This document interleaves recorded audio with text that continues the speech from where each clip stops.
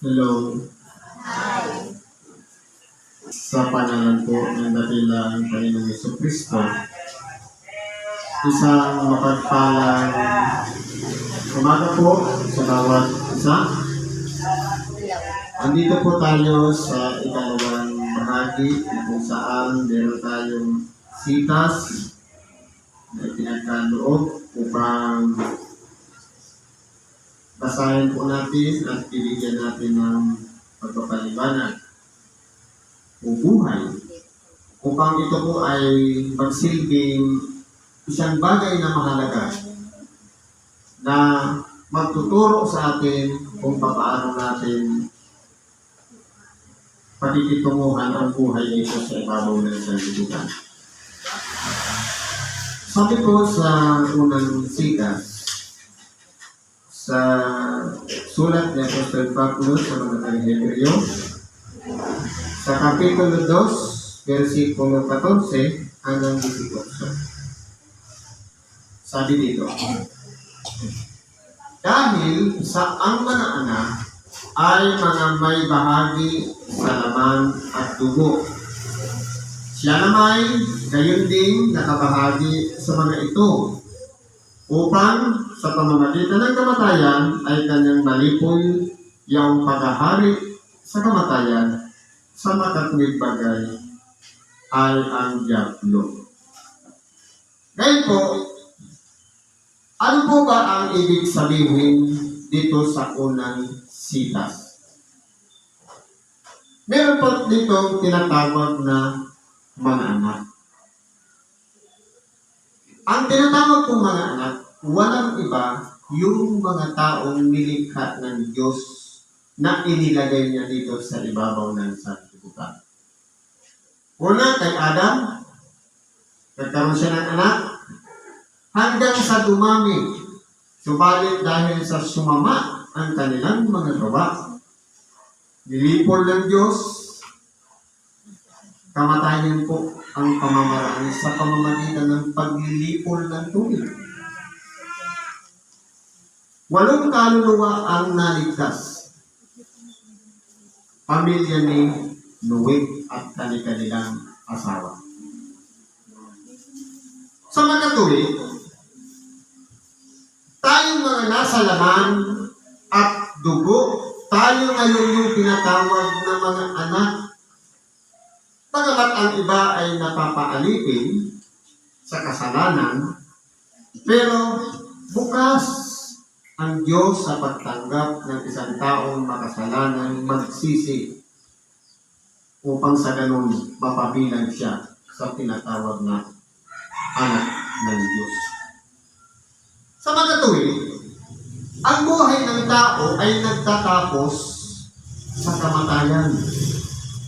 Ibig sabihin, lahat tayo mula kay Adam hanggang sa huling henerasyon dito sa ibabaw ng lupa, lahat magtatapos sa kamatayan. Kasi yun po yung huling hantungan ng lahat ng nabubuhay sa laman at dugo. Pero hindi po magtatapos sa kamatayan ang bawat tao. Kundi, meron siyang chance. Walang iba nung sinugo ang ating dakilang Panginoon dito sa ibabaw ng lupa para ialay niya ang kanyang buhay. Kumbaga, yung hatol na kamatayan dapat sana tapos na, pero nagkaroon ng chance sa buhay na walang hanggan dahil kumbaga, lahat ng nagkasala nagtamo ng kapatawaran. Sa makatuwid, ang ating dakilang Panginoon, siya po ang nagbigay ng chance, pag-asa, patungo doon sa buhay na walang hanggan.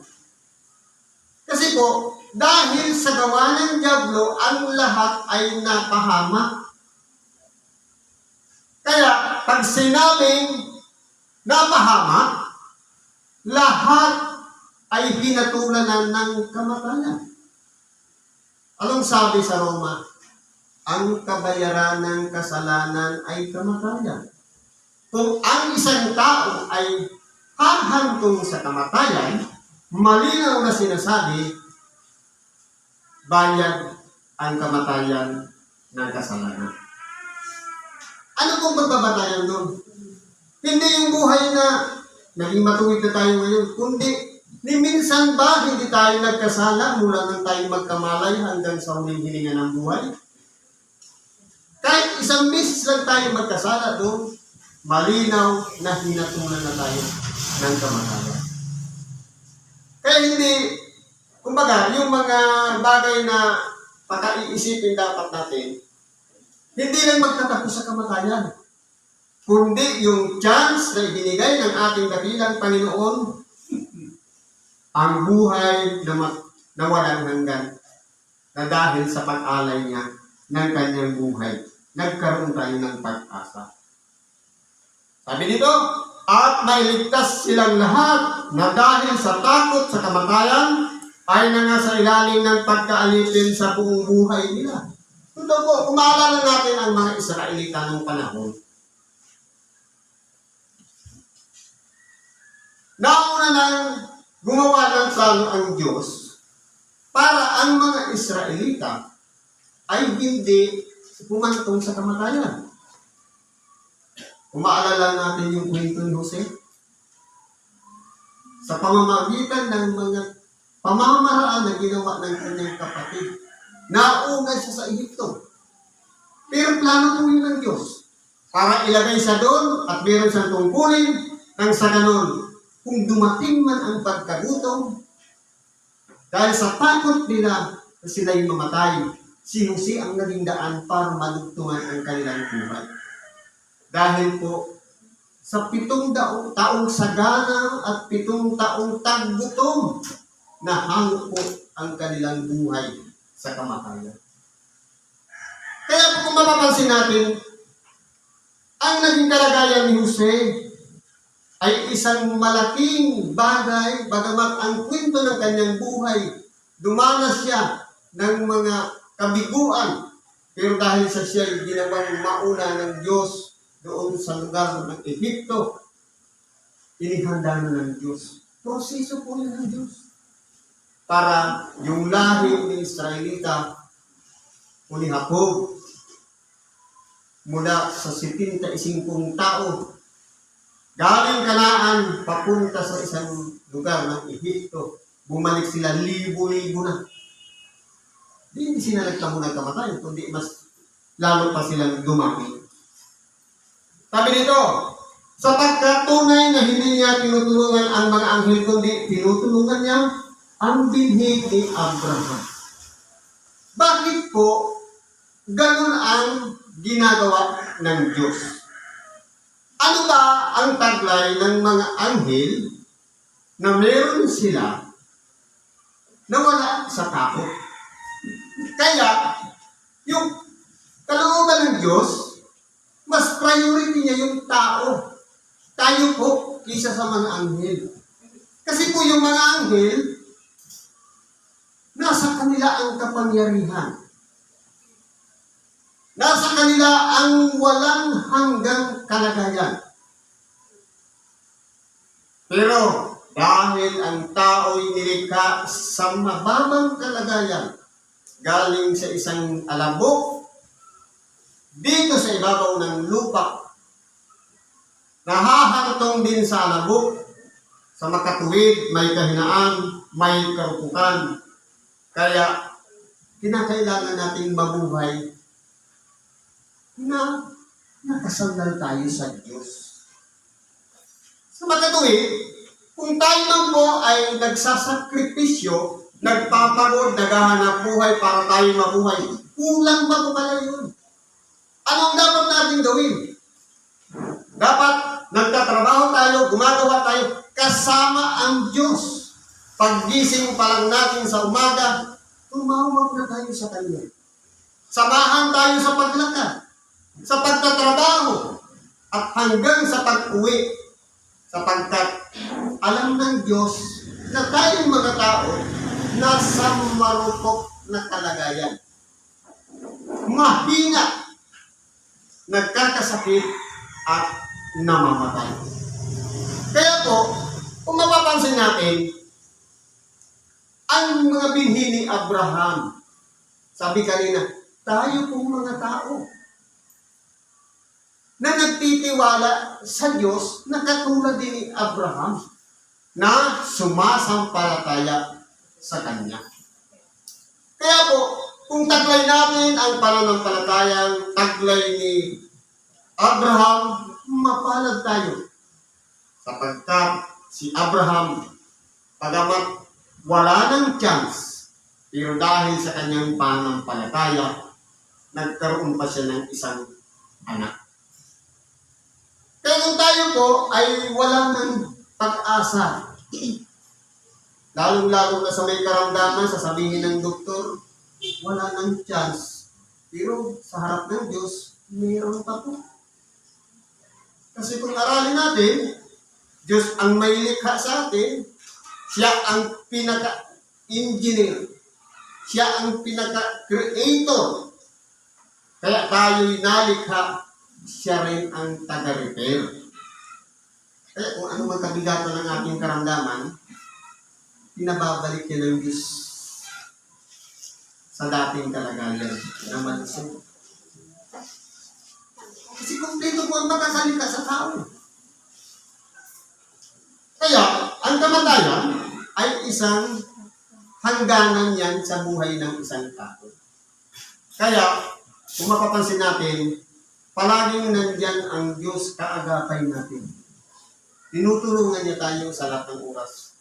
Kaya, dapat tayo rin naman ay gising at mulat na kailangan din natin siya. Kaya dapat tayo nananalangin sa Kanya. Kaya nararapat sa Kanya na sa lahat ng mga bagay ay matulad sa Kanyang mga kapatid upang maging isang dakilang saserdoting maawain at tapat sa mga bagay na nauukol sa Diyos upang gumawa ng pampalubag patungkol sa kasalanan ng bayan. Sino po ba ito? Walang iba.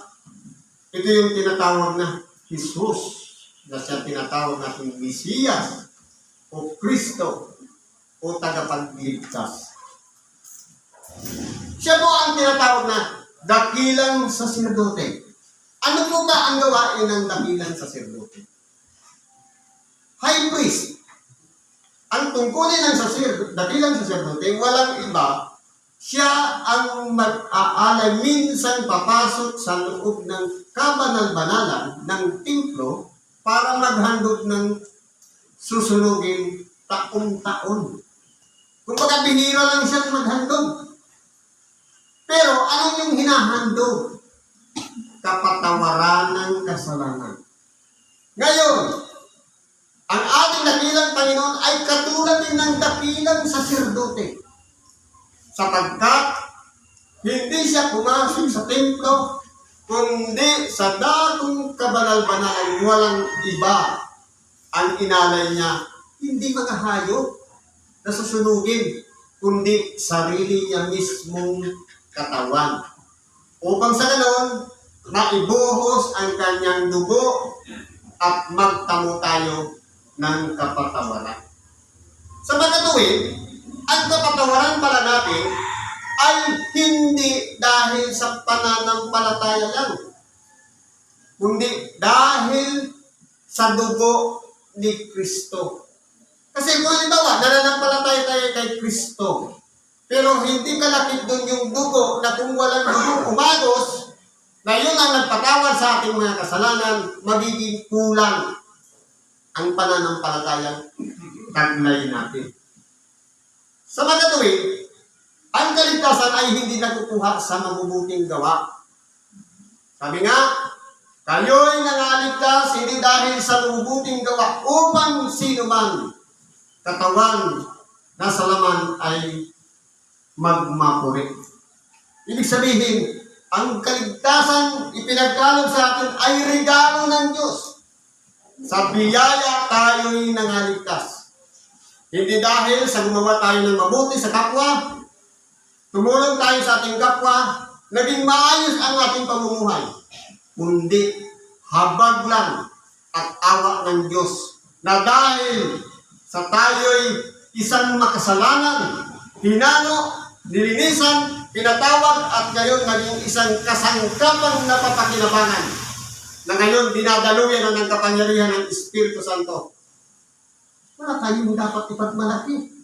Kung tayo man ay gumagawa ng mabuti, hayaan natin ang Diyos ang magbigay ng ganting may kasamang pagpapala sa kanyang pagbabalik. Palaging ipinagkakalog natin sa Diyos. Kasi siya po ang may karapatan sa pagbibigay ng hatol sa bawat isa. Sabi po dito, palibasay, nagmata siya ng pagkatukso, siya ay makasasaklulo sa mga tinutukso. Totoo po. Ano-ano mga pagpapala ng tukso dinanas ng ating dakilang Panginoon? Sabi kanina, yung tukso ng diablo. Kung kailan gutom siya at nangangailangan siya ng pagkain, yun pa yung ginagamit ngayon. Kasi siyempre, kailangan mo ng pagkain. Ang sabi, kung ikaw ay anak ng Diyos, gawin mong tinapay ang mga bato ito upang tayo ay may makain. Sipin mo yan, pati si Satan, makikisalo ka. Anong sabi ng ating dakilang Panginoon?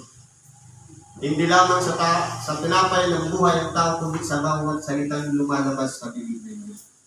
Ibig sabihin, ang pamumuhay natin dito sa ibabaw ng sanlibutan, hindi lang sa pagkain na kahain sa misa.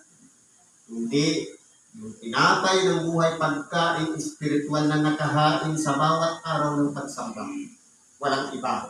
Ang Ebanghelyo, siya po ang magtuturo sa atin upang mapagtagumpayan natin ang mga espiritual na kalagayan, lalong-lalo na kapag tayo pumapasok sa mga pagsubok. Ano bang mga panunukso ang dinanas ng ating dakilang Panginoon? Naroon ang kapaligid sa kanila ang mga eskriba at mga parisiyo na walang tigil sa pagtukso sa Kanya. Pero, pagamat ang ating dakilang Panginoon, alam niya na lahat.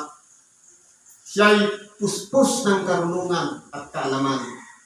Pero, palagi niyang pinag-aaralan ang sitwasyon kung paano siya makikitungo sa nakapaligid sa kanila ng mga eskriba at mga parisiyo. Sapagkat ang nalalaman lang naman ng mga eskriba at parisiyo, karunungan pang sanlibutan. Yung karunungan mula sa Diyos, hindi nila taglay. Tanging ang ating dakilang Panginoon na, sapagkat sinasabi, siya ang karunungan ng Diyos. Kung siya man po ay nagtagumpay sa mga tukso dito sa ibabaw ng sanlibutan, tayo naman ngayon, na followers niya, o sumusunod sa Kanya, handa niyang tulungan tayo upang sa ganon, maging katulad din tayo niya na nagtagumpay dito sa ibabaw ng sanlibutan. Ang mahalaga po dyan, koneksyon natin kay Kristo. Nagtagumpay siya, kung may koneksyon tayo sa Kanya, tutulungan niya tayo. Pero kung kahit minsan, hindi natin siya tinatawagan, malayo po siya. Kaya pakiramdaman natin, damahin natin sa ating puso. So dapat, yan ay maging templong banal ng ating dakilang Panginoon. Ang puso natin. Papasukin natin siya. Deny yourself. Sabi, kung ibig din naman sumunod sa akin, limutin ang uko sa kanyang sarili. May plano tayo. Pero kapag si Kristo naniriyan na sa ating mga puso, nababago po ang plano kasi siya na po ang nasusunod. At hindi na ang ating mga sarili. Yan po ang tinatawag na pagsunod sa kalooban ng Diyos. Siguro po, nandito na lang pagtitibagin natin sa oras nito. Salamat sa Diyos. At anuman ng ating mga kailangan, karaingan, ipagkatiwala natin sa Diyos. Sa ngalan ni Kristo Jesus, salamat at mapagpalang umaga sa bawat.